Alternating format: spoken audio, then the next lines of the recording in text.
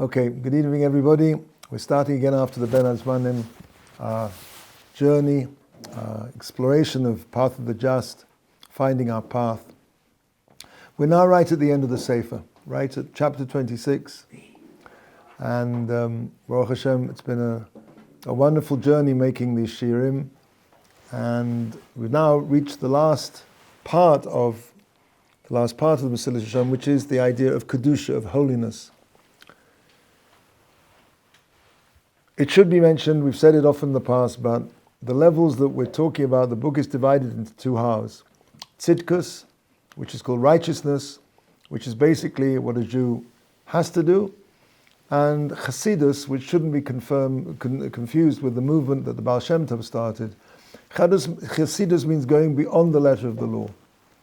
And the second half of the book now, which we're coming towards the end, deals with that, and that's levels that most people will never achieve. So we might ask, as we've asked before, why bother to learn about it if it's completely outside of the scope of my abilities? The answer is twofold. Number one, the mere fact that a person knows that something exists called Kedusha makes him a different person. The mere fact that I understand that there's something called Kedusha and what that is, and understanding what that is, that changes a person. It has an effect on a person.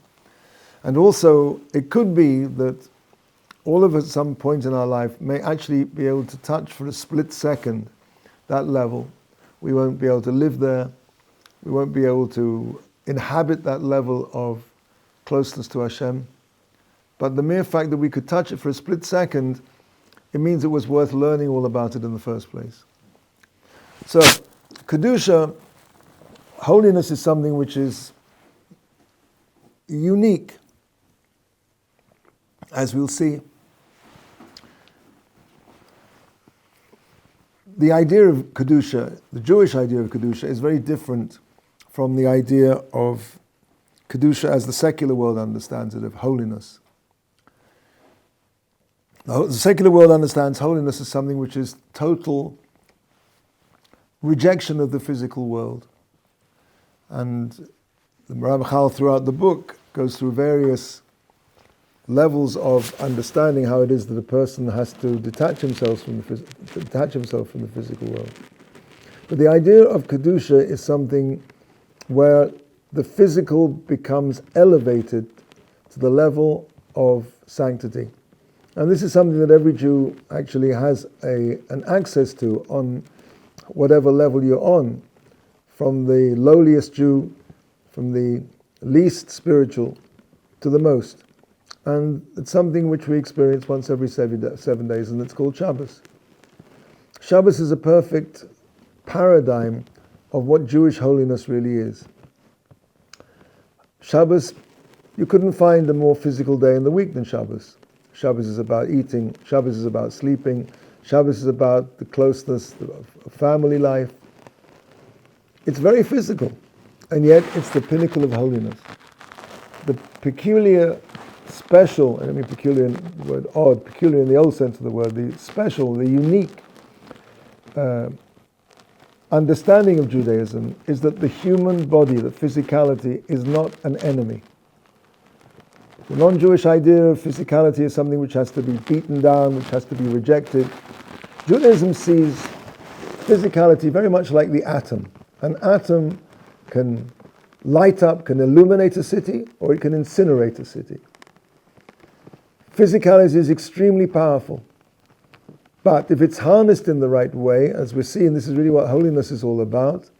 If it's harnessed in the right way, then a person who lives, who's Mekadesh himself, B'Kedushas Hashem Yisbarach, who sanctifies himself in the sanctity of Hashem, takes the physical world and he elevates it.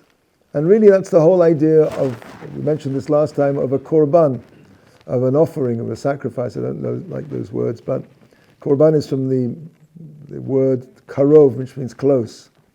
It's not a sacrifice. Sacrifice indicates giving something up. An offering suggests a bribe. A korban is literally a closeness, a way of becoming close to Hashem. And the non-Jews were actually, I mentioned this last time, I'll repeat it, were allowed to bring korbanot in the Beis HaMikdash, and they did bring korbanot. But the only korban that a non-Jew was allowed to bring was a korban ola, which is also called a burnt offering. And the word ola means elevation, to go up, because a korban ola is something which everything goes up on the Mizbech. It all goes, once up in smoke, it all becomes de-physicalized. Now, most of the korbanot in the Beis HaMikdash, the Kohen would eat from them. Sometimes the Bailim, the person who brought the korban, would eat from it. The idea that a priest should have eat from my offering to the secular mind is something which is disturbing. But to the Jewish understanding of Kedusha, this is exactly, and it says, Ha-kohanim ochlim, bahabalim mitkaprim. The Kohen, the moment of the kapara, of the atonement, which is sought by the person bringing the offering, happens exactly at the moment when the Kohen is eating it. To the non-Jewish mind, this is something which is difficult to understand, and therefore non-Jews were only allowed to bring an offering which they understood, where everything, so to speak, goes up. But essentially the holiest part of the Korban, and the holiest part of this world, is when somebody reaches this level where the physical world is not just a challenge and has to be held under control. And really we're going to see that's the difference between the level of, let's say, precious, where a person separates himself from the holy things, physical things in this world, and takes from the physical world only which is absolutely necessary for him in order to survive. A person on that level is not capable of turning the physical into something spiritual. And so it's something which has to be kept within bounds. But a person who's elevated to themselves, to this level, is that he's able to actually take the physical world and to elevate it to something which is beyond, and in the sense, and that is a higher level than somebody who just keeps the physical world at arm's length, so to speak, taking only what he needs. So, in here, Kedusha, starting now at the beginning of the chapter, the subject of Kedusha is a dual one. In other words, the initial Kedusha is really, and maybe it's worth digressing as well to give an introduction on this. Kedusha is a double stage experience level. The first level of Kedusha is through one's own work, and the second stage is something which a person cannot achieve by himself. A person elevates himself to a certain level where, so to speak, he is drawn up, Hashem, so to speak, reaches down and lifts him to that level which no human being can achieve by himself. When a person makes it, and we'll see, the Kedusha, in essence, Kedusha is a dual one. Dahainu tchilosa avoda v'sofa gomul. The beginning, the initial stage is service, divine service. Working on that's our own work we have to do. And the culmination is a gift from Hashem. So a person, as I said, sanctifies himself to the extent he can. Sofo samasha magdishim oso. And the second part is that they sanctify himself, granting a person levels of sanctity and spirituality which no human being can achieve by himself. For whom Asha Amru Zichron Levracha, that's what Chazal teaches. When it says Adam Makadesh Atzmo Mat, it's a Gemara in Yuma, a person sanctifies himself a little. Now, of course, a little doesn't mean a little, it means a lot. But it's a little in comparison to what the level that this will enable, which will entitle him, entitle's the wrong word, which will open the door for him, that Hashem will then come and reach him and elevate him tremendously. Relative to that elevation which he will achieve and receive, it's small. So a person, Adam Makadesh Atzma Ma'at, Makadshim Oso Harbe, they, literally heaven so to speak, will sanctify him a great deal. A person, Melamata, sanctifies himself down in this world, Makadshim Oso Melamala, and Hashem comes down and literally sanctifies himself from on high, reaches down to him. Haishtadlus hu, this effort to achieve Kedusha, is aimed at accomplishing Shahya Adam Nivdal V'Natak Min HaChumrius Legamri. That a person is completely separated and detached from physicality. Now, okay, you'll say that's a contradiction to what I just said, but let's see. And he always cleaves. Mizdabek Tomid B'chol Eis B'chol Shah Belokov. He's totally, constantly dovek in Hashem, attached to Hashem. His mind never leaves Hashem. Again, these are levels which I'm not chas v'chalila saying you won't achieve them, but it's something which is highly rare, and I'm not sure,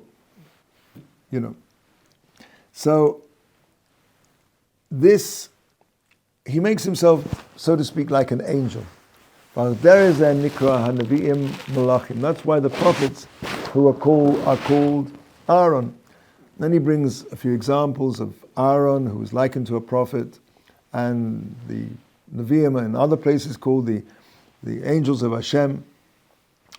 And the point is like this: a kadosh, somebody va'afilu b'shas his asku b'masim hagashmiim hamruchochim loy mipas gufo. Even when a person is engaged in physical activities that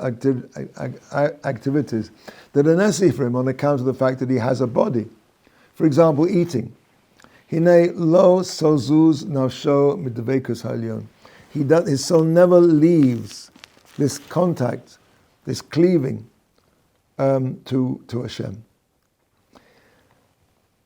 Now, there's a difference between this and the level of Chassidus, as I mentioned before. Chassidus is that a person is only attached in this total way when he's doing a mitzvah or when he's davening. When a person reaches the level of Kedusha, however, even while he's involved in the most physical matters, he never loses this contact with the divine. Now, this connection to Hashem cannot result from a person's own efforts, as we mentioned before.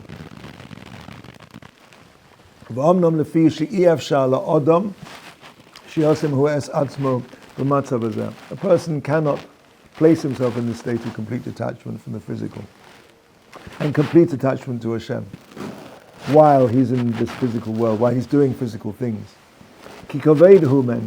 It's too difficult for a person, since at the end of the day he is not an angel, he's not a malach, but a physical being.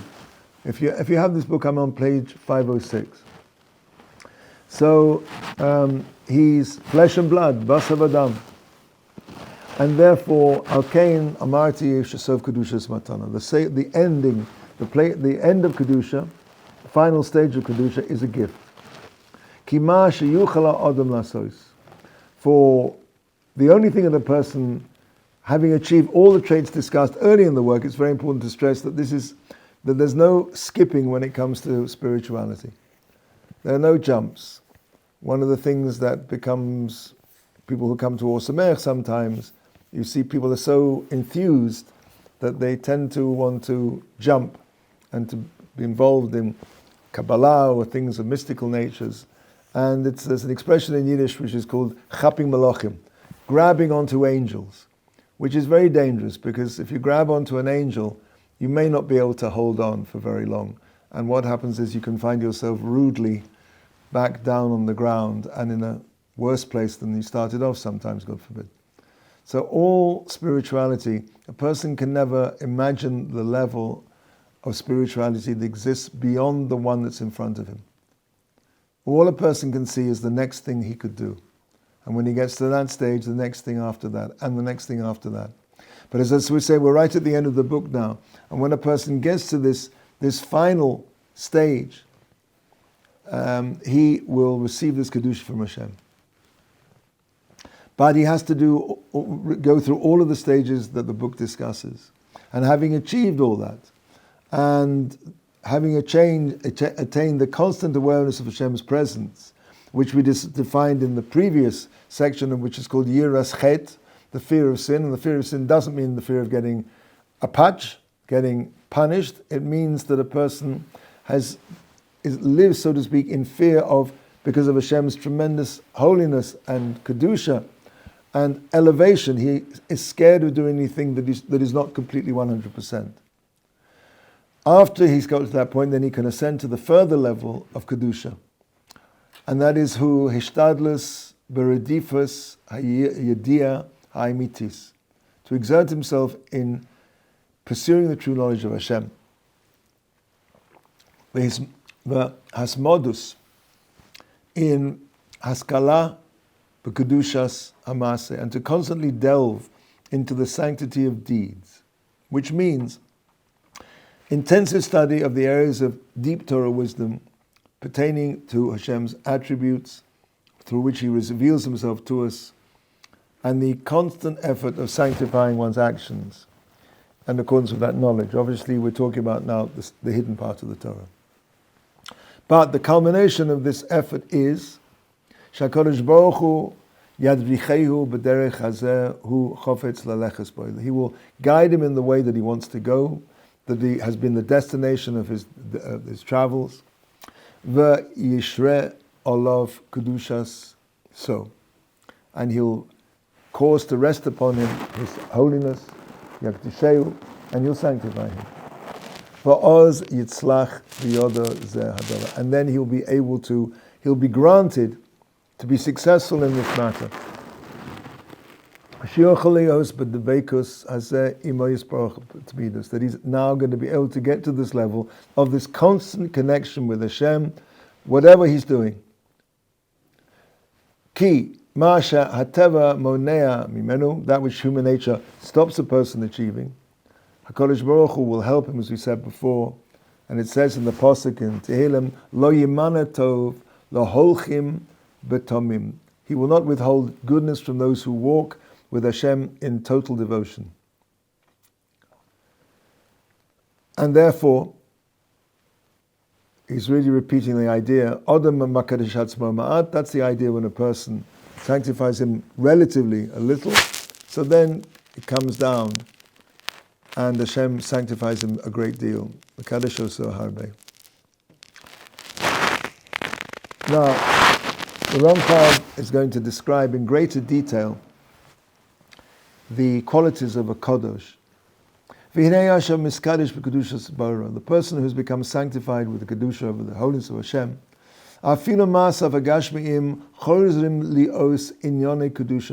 is what I was saying before.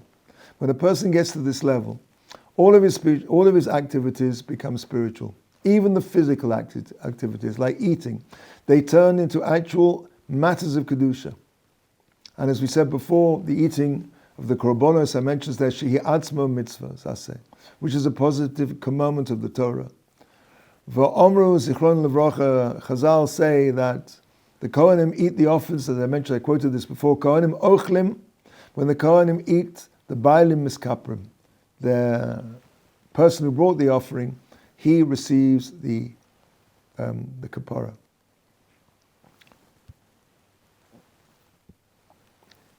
Now the Ramchal is going to compare somebody who's on the level of a tahor, a pure person, free of any ulterior motive, only done for the sake of the benefit they provide for the service of Hashem, and we're going to now compare that with a Kodesh. So, V'tirei, you can see now, the difference between a tahor, a pure person, a Kodesh, and a holy person. It's this that we've said, that a tahor, his material actions, as I said before, are nothing but unavoidable necessities. And he himself, while performing these activities, focuses only on their necessity, not for any personal pleasure. And as a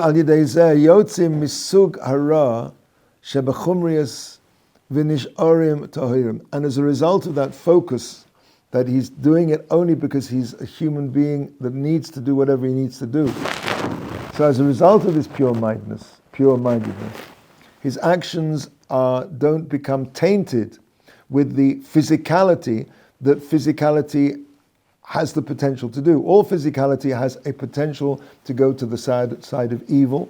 Because his intentions are totally pure, they remain pure. However, they're still not reached the level of Kedusha where they've been literally flipped into spirit. The physical actions have been flipped into spirituality itself. For despite the purity of such actions, a Toho would say like this, you know something, if I could really exist without having to eat, without having to drink, without having to, whatever it is, whatever physical needs a person has, if really I could do without them, I'd be happy to do without them. However, a Kodesh embraces and physicality because he understands that that's like an engine that he can turn into spirituality.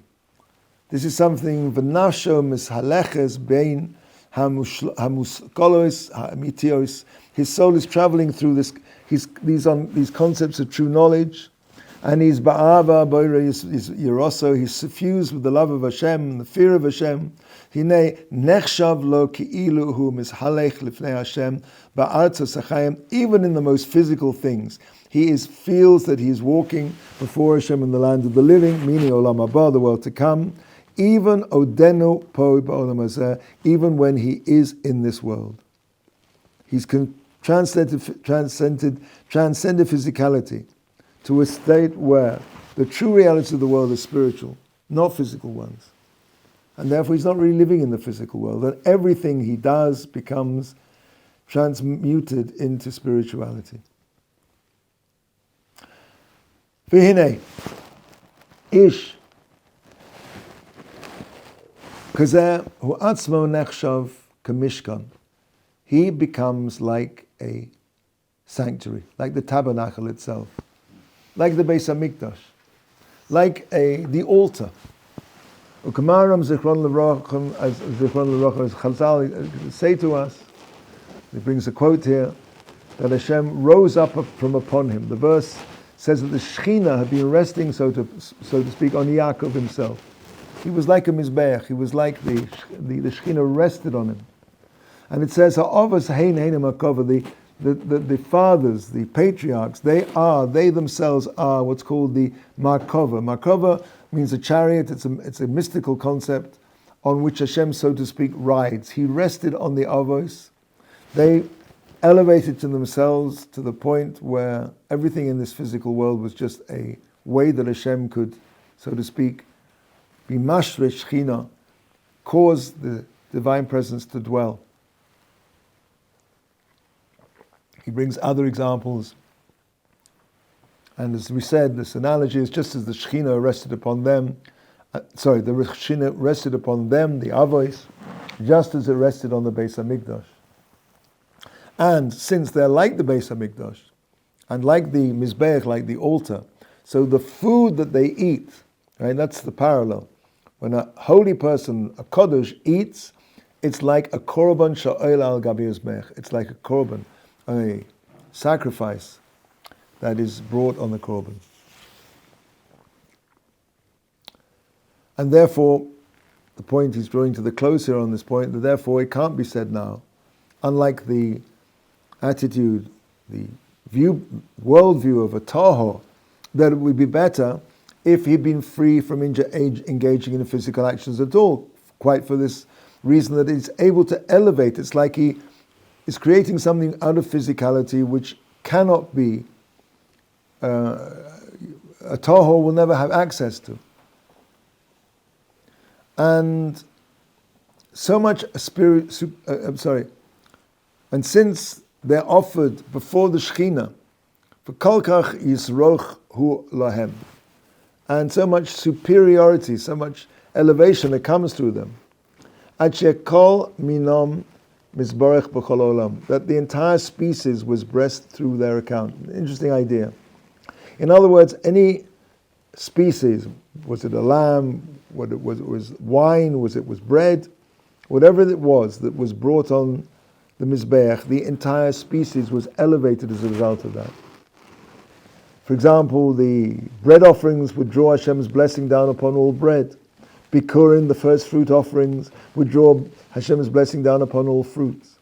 So surely, with this in mind, one cannot say it would be better had we could get by without the physical world at all.